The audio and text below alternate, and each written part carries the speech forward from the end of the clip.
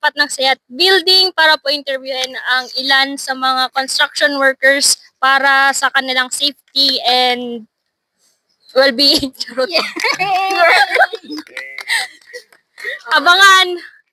Ang Sayat Building ay isa sa pinakamalaking modernong building na tinatayo sa DLSUD campus. Ngayon ay alamin natin ang kalagayan ng mga construction workers sa loob ng Sayat Building. Ano po pangalan niyo po, saka ano pong trabaho niyo sa worksite? Ako po si Janela Caloscosaw, junior architect po ako ng Sayat Building. Winter. Ako si Raymond Sinanggote, 25 years old. Pala si Jason Biconia. Posisyon ko po dito ay isang mason po. Jerome po. Cyrus po, 28 years old. Pintor po. Ano pong hazard ang nakikita niyo po sa worksite? Kapag po yung mga workers, pag nakikita namin na walang mga harness, walang mga safety precaution, kagaya ng mga caution tape, mga ganyan, pinagsasabihan naman namin agad. Tapos, siyempre, may mga nadaang mga PM, project manager namin, sila din, nag-aano rin sila, nagsasabi na, baka may mga aksidente, mahulog. Kaya dapat alert din ang mga workers namin dyan. Yun. Sa labas ng area, kailangan mag-build. Saka yung helmet. Yung pag-i-stillman. Naranasan ko po dito sa trabaho, tulad po na kadelikaduhan po sa trabaho. Yung malaglagan po ng scaffolding, gano'n. Kailangan mag-ingat sa trabaho lagi. Pintura po sa labas ng building na ito. Pag akyat-akyat po sa mga scaffolding. Matataas po yung lugar. Kayo po? Yan pala. Po doon, may mga aksidente na po ba kayong naranasan or nakita? And ano po sa tingin niyo yung naging sanhi po doon? Wala pa naman so far. Yung kasama ko, pinsan ko pa yun. Nalaglag ng wala nga. Buti nga isang scapula. Meron sa mga magalimbawa gumagawa sila sa mataas na lugar tapos hindi sila naka-harness. Sa akin po kasi may nangyari po na sa akin yun. Yung nasugatan po ako nito. Ito po yung sugat na to. Wala. Kaya po. Ano pong mga PPE na gamit niyo po sa worksite? Kagaya po ng mga PPE harness, mga ganun po. Harness, then yung goggles, pag nag-welder, tapos gloves, tapos mga cap, mga hard hat.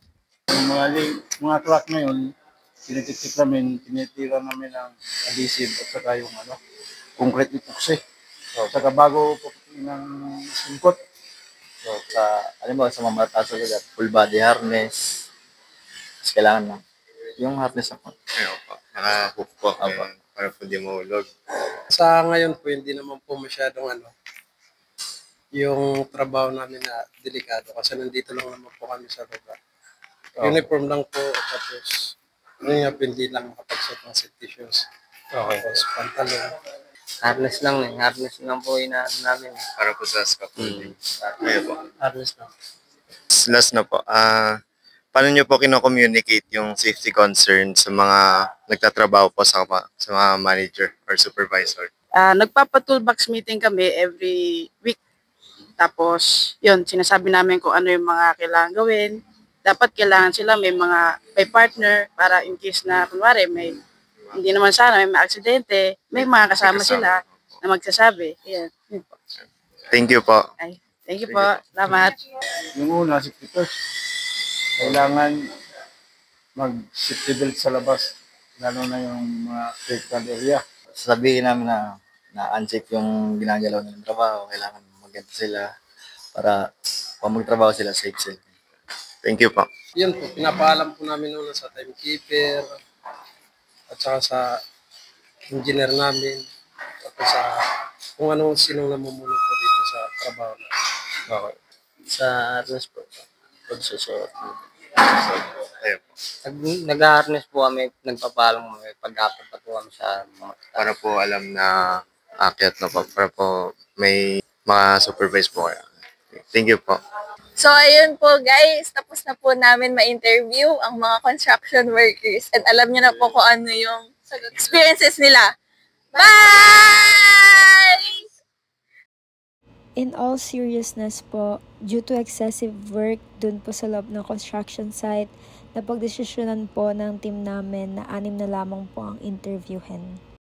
Marami kaming natutunan sa loob. Hindi lamang ang mga uri at gamit ng PPE, kundi pati na rin ang mga naranasan at buhay ng mga trabahador dito. Dahil sa aming interviews, ang mga sumusunod ay ang mga hazard control measures sa loob ng construction building na aming napagtanto. Ang pinaka-epektibong paraan upang tanggalin ang mga hazards, tulad na lamang ng mga nasa site, ay iwasan ito. Kung hindi maalis ang hazard, maaaring palitan ito ng mga mas ligtas na alternatibo. Paglalagay ng guardrails sa mga matataas na lugar, dahil na rin halos lahat ng aming na-interview ay sa matataas nagtatrabaho.